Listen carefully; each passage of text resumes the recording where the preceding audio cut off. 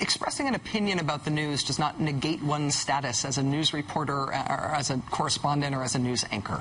The expression of opinion about the news is not the difference between Fox and the rest of the news media. The difference between Fox and news is that Fox is now actively organizing and promoting a protest movement against the U.S. government. Celebrate with Fox News. This is what we're doing next Wednesday. That was a promo run on Fox in advance of the Tax Day Tea Party protests. I say it was a promo, not an ad, because no one paid Fox to run that. The network produced it themselves, promoting as a network protests against the government and helping to organize them both on their website and on air.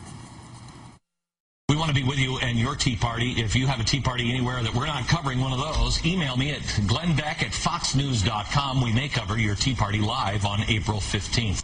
In addition to the Tax Day protests that Fox helped organize in April, they also organized and promoted a protest against the government on the occasion of 9/11, oddly. It was the so-called 9/12 March, organized by Mr. Beck, who you've seen here, one of the network's primetime hosts.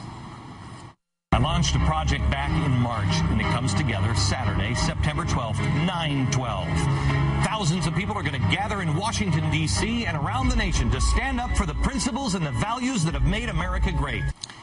The difference between Fox and news is not that Fox's hired personalities and executives and producers share and express an opinion about the news, that they share an ideology.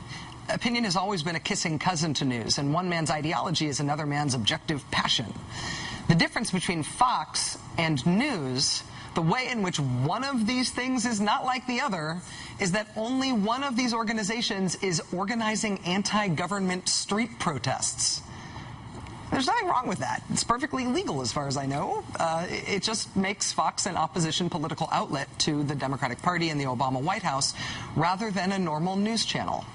The exclamation point was put on that fact today when it was announced that the next round of Americans for Prosperity anti-health reform rallies, which we've highlighted on this show in the past, they will be headlined by Fox host John Stossel. Mr. Stossel is a paid contributor at Fox News. He hosts specials for them, and he's about to start his own primetime hour on their business channel.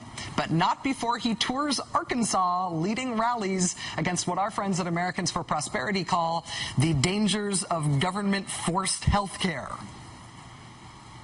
This is a story that most of the media has gotten wrong so far, by not only defending Fox as if Fox is just a news network that has a right-wing point of view, but by ignoring what Fox does as a network that has nothing to do with the news. It's a free country, and Fox can do what it wants. God bless them and keep them.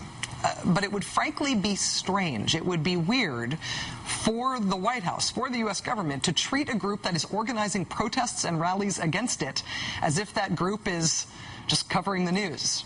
It's not. One of these things is really not like the other.